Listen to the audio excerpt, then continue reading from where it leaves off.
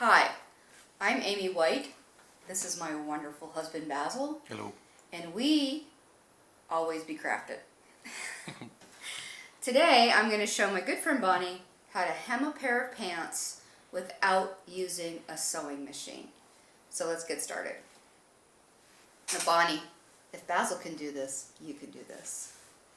So we have two sets of identical pants here, and I've already hemmed one pair by trying it on Basil and pinning it up, having him wear the right shoes with it. So now we're going to hem the second pair, and we do that by cheating. So you have the hemmed pair and you have the unhemmed pair. You take the inseam of the hemmed pair and you match it with the inseam of the unhemmed pair to get your length. That way you don't have to try the pants on your husband again, or your son or your daughter, whoever you're hemming pants for. So we have an inseam. I know it's very hard to see because the fabric is really light, but trust me. So this is the crotch. This is where all four pieces of the pants come together. And you match that to the same place in the hemmed pair of pants. You just lay one over the other, match that up, and then you see that this is how much you have to remove from the second pair of pants. Now I measured before we started, and it's 5 inches. So can now exit the set. I measured 2.5 inches in from the bottom. This is what I cut off of the other leg. So I'm just going to double cheat by laying it over top of this pant leg and cutting.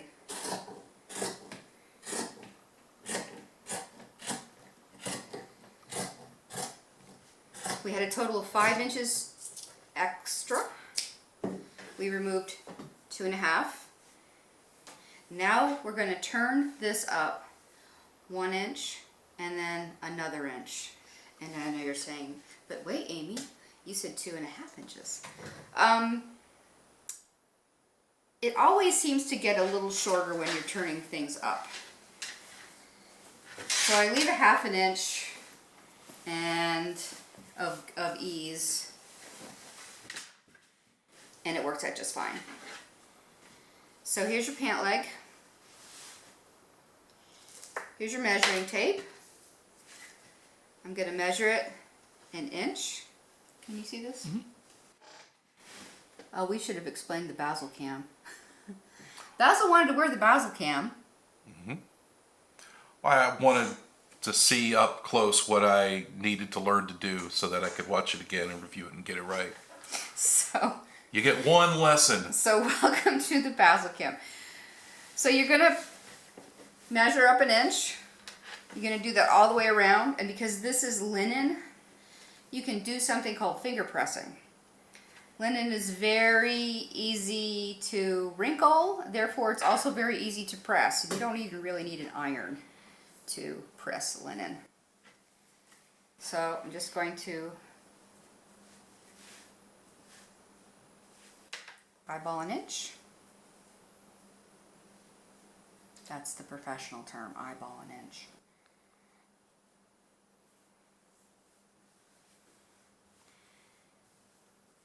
It really is just taking that crease. Yes, absolutely. Checking my work. Looks good. You know it's right. I do. And so we've got this now rolled up 1 inch, and we're going to do 1 more inch because we want to make sure that this unfinished edge is encased in itself so that it does not fray. Because hems fray like the dickens if you're not careful. So we'll press it up another inch.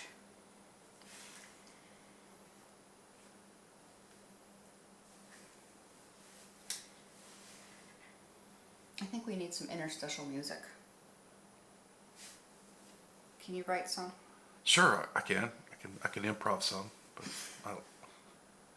I'll put something together. Sure. We need some pants hemming music. Pants hemming music. Music to hem pants by. That would be a good mix. I bet you'd get a lot of hits on YouTube for pants hemming music. Hem, hem, hem, hem. No, don't. Hem, hem. Don't sing anybody's hemming song or we'll have to pay. I won't sing anyone else's hemming song. So you should write a hemming song. You should. You know. Yep. For your next jazz album. Yeah, my jazz album. Alright, so we are pinning and pinning and pinning. So now we're ready to hem. And I forgot to choose some thread from the wall o fabric, wall o thread back here. And I think we're going to choose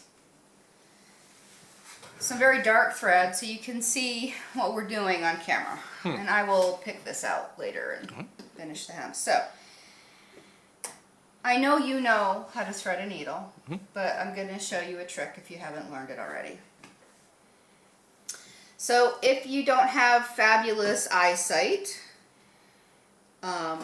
you can use a needle threader to thread your needle. I have never used a needle threader.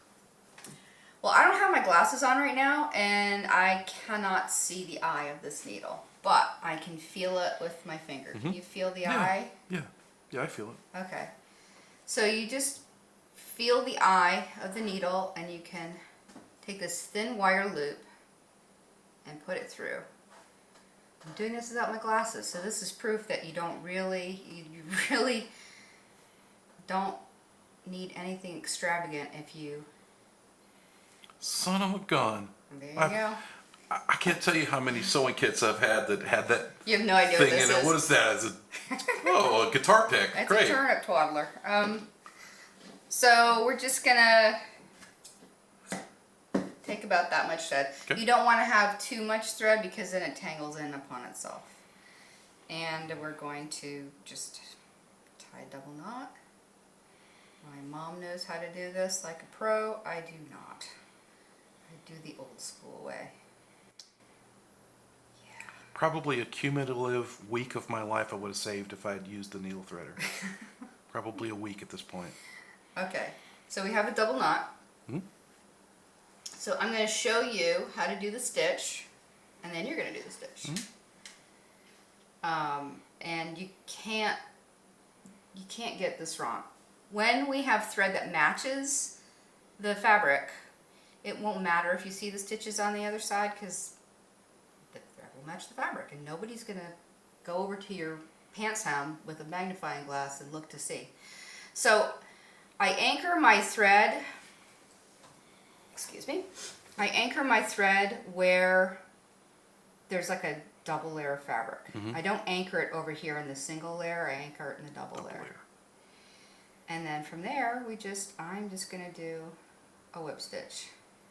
Now, I've done this a lot more than you. Your stitches are not going to be as perfect, and you shouldn't let that discourage you because everybody has to start somewhere. So I just, again, try to come in behind that. And, you know, this isn't show quality work, but then again, nobody's going to be looking at your hem. You're just going to take a tiny stitch, you can pick up a little bit of thread, Just a little in the bit. front. A little bit, yeah. and then a chunk in the back, and you're just going to have your pants. So I'm trying to minimize how much thread. You're trying to minimize how much is seen on that side. Oh, now, yeah. if that thread color matched the fabric, Right. it would be fine. Right. Got it.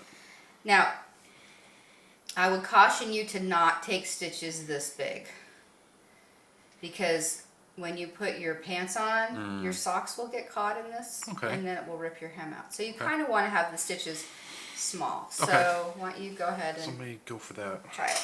Okay, so I'm getting just a little bit of the fabric here, and a lot of the fabric. Yeah. Now, do I want this? Do I want Yeah, I want this. Okay, so I want this on this side. Okay. There you go. Oh, well, you've kind of done an embroidery stitch there. Um, Oh, I don't want it to look no, weird. Okay. no, you don't want to do that. And we'll just fix that by doing that. Am I doing it that way? There you go. Okay. So your thread's always free of the trailing thread. Okay. So you're just always Okay. doing that. Got it. So the thread, when I'm doing a hem, is always free of the trailing thread. So I'm doing a little bit of this and a lot of that. And this thread is, oh, shoot. What? You're okay. Okay, so You're all right. I think I've been using an embroidery, unknown to myself, been using an embroidery stitch my whole life, because it just seems like, it just seems like a stronger stitch, I guess. Okay. All right, so a little bit of this, a lot of that, that goes over there. Now, I actually started you off badly, Why is that? and I'll tell you why. Because you're right-handed. Yeah, I'm constantly having a flop. Right. Done a lot of. So if I'd started you out correctly, and when that happens, you just unpin it and pull it. And if I had started you out correctly, you'd be doing this. Oh, I could do that. So, let's see. So in this way, your thread is always on this side. I can do it both ways just because I've done this a million times, so it doesn't bother me. But for a beginner, it's easier if your thread's always over here, if you're right-handed. Right. Okay. If you're left-handed, the opposite is true. So Okay. you can see that this is much easier. So left-handed to keep your thread on the left, right-handed to keep your thread on the right. Right. Okay, you Got want it. to try some Yeah, more? yeah, let me try some more. Thank you. So, a little bit over here. But don't tear your fabric. Right. A lot over here. Okay.